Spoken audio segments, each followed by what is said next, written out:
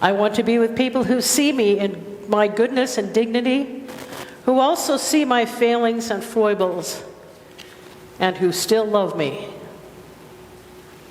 I want to be with people who feel their interconnection with all existence and let it guide their footfalls upon the earth.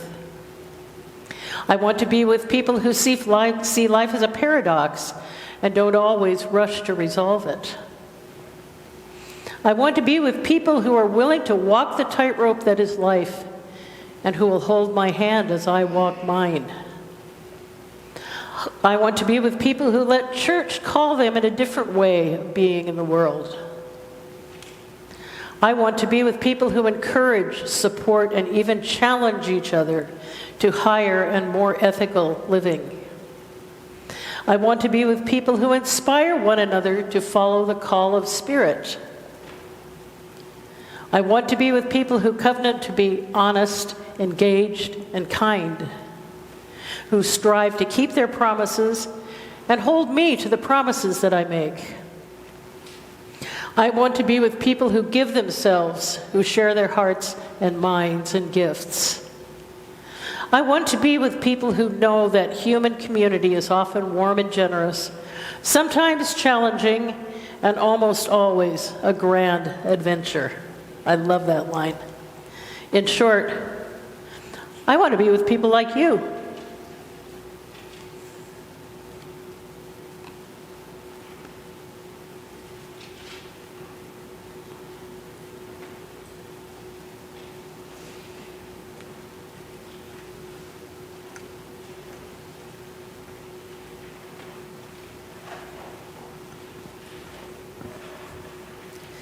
How's this? Is this okay?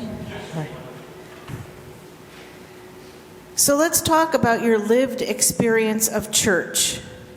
This is a bit of a throwback to a conversation about community we had about, I think, last fall or the fall before.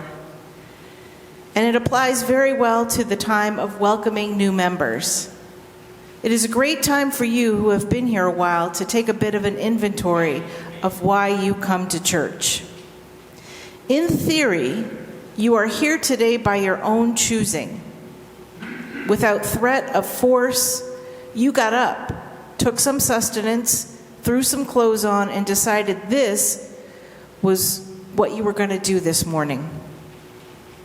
You choose to come here on Sundays. You choose to take part in the matters and in what matters for this community. And why did you choose to do that? Why do you join people? Why do people join churches anyway? I turn again toward the source of much wisdom, a Facebook link a fellow pastor sent to me.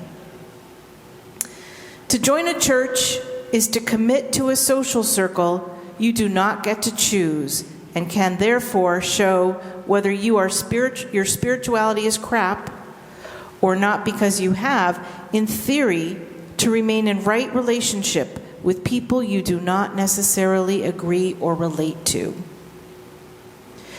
Joining a church is a way of practicing among a small group of people over a significant period of time what you would like the world to be. To join a church is to resist all traditional loyalties to state, party, culture, family, or affinity group in an act of loyalty to a group that transcends all natural categories. Joining a church organizes your financial priorities around supporting an inclusive community for vulnerable people who you actually have to live with, whether you like them or not. To join a church is to cultivate an environment unlike your home, work, or play, where your life is not measured according to any other purpose or goal than to discover and enjoy your own humanity. To discover and enjoy your own humanity. To join a church is to cultivate an imagination for how your unique talents and creative potential can be offered on purpose of love instead of money.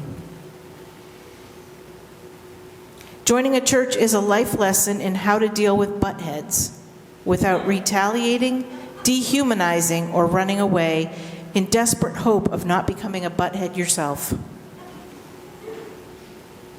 You may have other reasons for joining or participating in church, but these ideas I just shared speak to a way of living, a living way of being in a church community.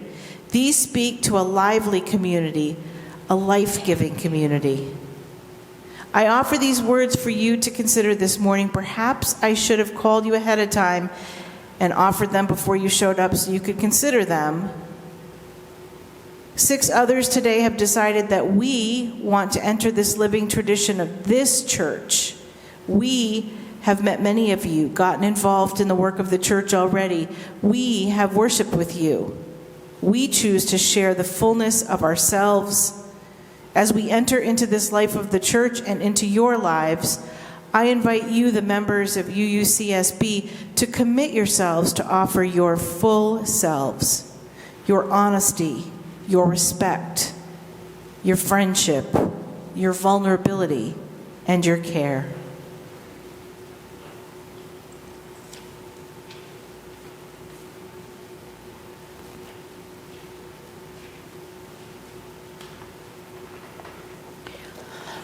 And now one of my very favorite parts of church life. I would like to invite 6 people to come forward. Lori, April, Melissa, Peter, Patrick, and Bo. And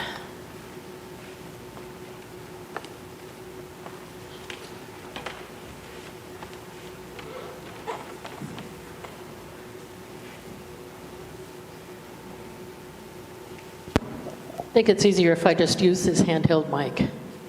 Okay, welcome. This is very exciting. Very exciting. So, we all know Lori. A little bit about Lori. Lori was born in Presque Isle and grew up in Yarmouth in the UCC, the United Church of Christ. She loves swimming, politics, even as a youth, and traveling. Lori had the great good fortune and privilege of getting a lot of education. In college, she studied psychology, political science, and church architecture. She's lived in Washington, D.C., Seattle, Washington, Anchorage, Alaska, Maine, and Monteverde, Costa Rica. She's married to Peter, who we'll hear from in a few minutes, for 28 years, and they have 2 wonderful adultish daughters, one of whom I spent last Saturday night with, and she's lovely. They currently have a young English cream retriever named Juno, and they're hosting Sammy's cat, Bacon. Lori says she takes her coffee very strong, and her greatest hobbies are learning and do-gooding. And she felt the warmth and welcome from this community from the first time she walked in the door, and has enjoyed it immensely ever since. When she realized she would want to be here, even if she wasn't the minister, she knew it was time to join the church. So, Lori, what brought you here in the first place? Well, Sue Gabrielson had asked me to preach a couple of times, and then I got asked to come back a couple of times, and then in the fall, a year ago, I was asked to come and preach, and I'll tell you, from the first time I walked through the door, I knew this is a place I wanted to be. Excellent. And we're glad you stayed. All right, April on the end here. April Elizabeth Israelson was born and raised in the Bay Area of California and moved to Maine in 2018. Between leaving California in 2006 and coming to Maine, she's lived in Hawaii, Southern California, Texas, Florida, and Japan for both academics and for work. She has an older sister still in Texas, and her parents have retired and live here in Maine now. She loves all the beautiful towns and the history of New England, and she used to work for Disney parks on both coasts, and she's still a Disney fan and a fan of the Marvel movies. She lives with 2 adorable cats named Poppy and Wendy. For fun, she likes exploring new places, visiting friends, watching movies and shows on stream, playing video and PC games, shopping, antiquing with her mom, cosplay, and doing puzzles and arts and crafts. And she works for an event planning website, and you can also find her volunteering at Biddeford City Theater behind the bar. So April, how did you find us? I found this place online. I was looking for a place for peace. I was going through a difficult time in my life, very crippling, untreated anxiety, and coming here gave me a sense of calm week after week, and I really connected with each service. And I'm actually quite a shy person, but everyone here has been so friendly and welcoming to me every week, so I appreciate that a lot. And now you're ready to join us? Yes. Good.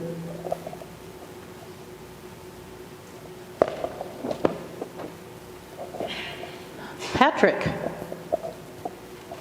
Patrick was born on April 30th, 1948, so he says he's 74 years young at heart. Born in Fort Kent, Maine, and he doesn't remember his first 3 years. His dad was unknown, and he was raised by foster care parents from the age of 3 to age 18. He went to grammar school and high school in St. Agatha, Maine. Foster mother was a cook for the schools, and his foster dad was a bus driver. I felt I was well cared for and loved. He has 4 half-brothers and an older sister, but doesn't know too much about them right now. But for himself, he's worked at a wide variety of jobs. This is interesting to me. A paper mill, an airplane engine plant, McDonald's, nursing homes, organ sales, etc. Graduated from UMO with a bachelor's in special ed.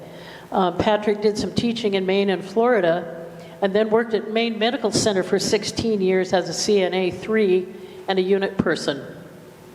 He retired in 2013. Patrick now plays music in nursing homes, and he's played here, and hopefully will be playing here again soon. He says that he'll be able to start playing again in March. And he says this is his passion. And he hopes to continue doing music as long as he can and his higher power allows him. And he said, I'm looking forward to playing for your church, but I'm changing that too. I'm looking forward to playing for our church. So. Thank you very much. Why am I here? And you can ask. First of all, I have a passion for music, and Paul, the first time I came in here, I heard Paul, and I says, man, I got to join this church, man. I got to do something here. So here I am. I'm looking forward to playing music for you. I do play, a keyboard, and I love playing it. It's my passion for life, and hopefully in March. And the main reason is also a long time ago, I was at First Parish in Portland. When I lived in Portland, Maine, I belonged to the parish there, First Parish, that went on Congress Street. And I did, I didn't play music there, but I really liked the community work. So I'm hoping to do here some community work and share my talent and love. And thank you very much. And I'd like to thank you also, special people who gave me a basket this week, surprised the blazes out of me. It's like, wow, I got a basket, a gift basket. So thank you very much for that. Thank you. Welcome. Melissa. I think we've met Melissa. We also met Melissa's little dog, whose name is June. And you remember that Melissa read one of our reflections during Advent this year. And she's passionate about outreach and social justice and has an authentic spirituality and a very warm heart. So, Melissa, what brought you to us? Well, I first encountered you back when I grew up on Cape Cod, and I went to a LGBTQ, well, wasn't all those letters then, but LGBTQ support group, and later in my adult life, especially when raising my son, was drawn to the church in Cambridge, Massachusetts. I was also a member of the church in Melrose. Before moving here, I did, like you, go to the Portland church initially, kind of made my way around, but I had a best friend who encouraged me that to stand true to my value, which is you can make most difference in the community that you actually live in. And she encouraged me to be here. And of course, coming here, even if it was 6 months or 2 weeks, I was always amazed at the smiles and the people that remembered me and the warmness here. Welcome. Welcome. Bo. Bo, new to Maine this year and loving it after 17 years in Phoenix. I didn't know that. Didn't know about that. Bo enjoys playing the piano and the accordion, spending time with his partner and their 2 cats and pug, and loves hiking, gardening, and has a long time passion for cooking.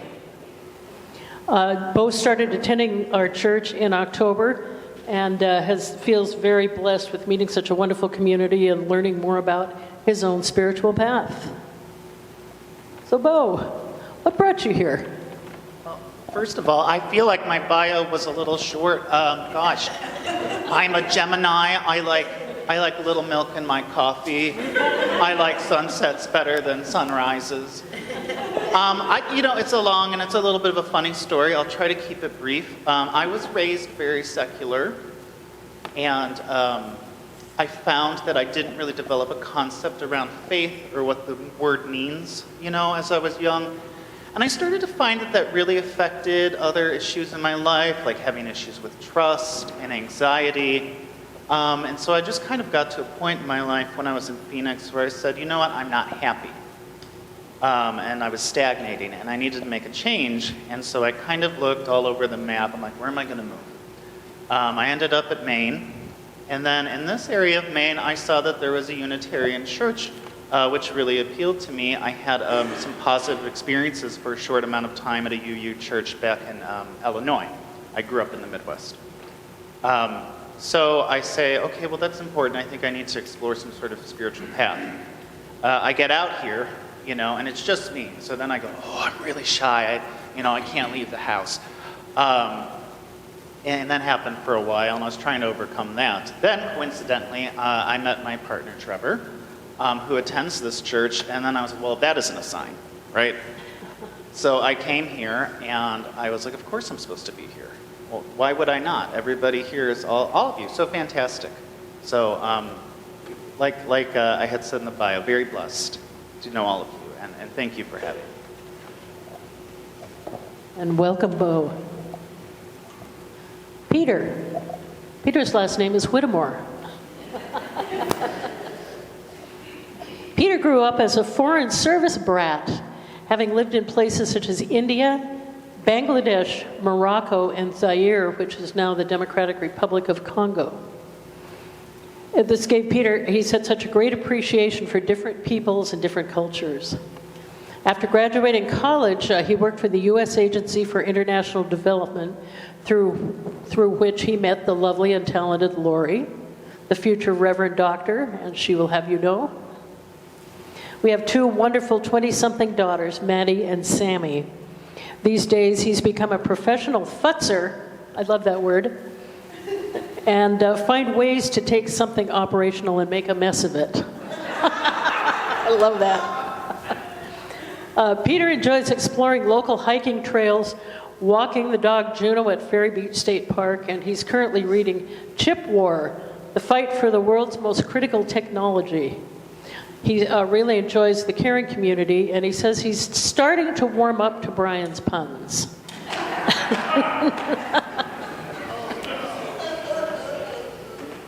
Peter, what brought you here to this decision? Is that a trick question? Yes.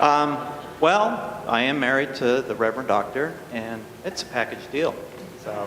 But really, since I started coming here, it really is the people. And just the warmth and caring and kindness that have been expressed. I just want to be a part of it. Excellent. Welcome. Thank you. Here in this church, human beings have gathered for centuries, seeking a higher purpose and a deeper life than they could find alone. We're grateful for all of you today, that you've found your way here and that you've decided to make a commitment to this faith community. We hope that as a member of this church, you'll allow yourselves to know and be known, to minister and to be ministered unto, to love and be loved by this congregation. We never really know what combination of fate and friendship and good luck it is that brings certain people together in this world for any purpose. But we believe that membership in the church calls each of us here to celebrate the fate that has drawn us together and to regard each other as a spiritual friend and a potential teacher, and even some occasional hard lessons. The relationships we form in our church are based on needs of the soul, needs that render each of us vulnerable and therefore reliant on each other's grace and goodness and generosity of spirit. As members of this church, you are asked to be guardians of each other's spirits, to respect the ultimate privacy of each human struggle, and to believe in each one's inherent dignity. And as members of this congregation, you will know that you can always rely on the wisdom of our covenant, which reminds us of our true purpose in being here. Will the congregation please rise and join me together with our newest church members in affirming the covenant? Please repeat after me. In the bonds of fellowship and love, we unite to cultivate reverence. To promote spiritual growth and ethical commitment.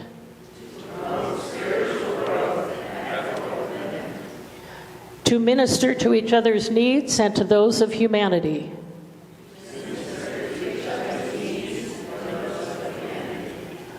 To celebrate the sacred moments of life's passage.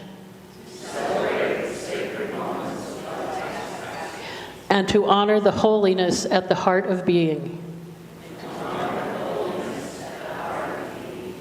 We welcome you to this community, excuse me, we welcome you to this community with all our hearts.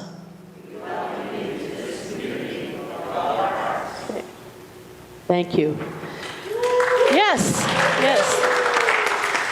And normally we invite folks to come up and offer the hand of friendship. But what we're suggesting today, because of COVID and the flu, is that you offer namaste or maybe a fist or an elbow bump. But feel free to come forward.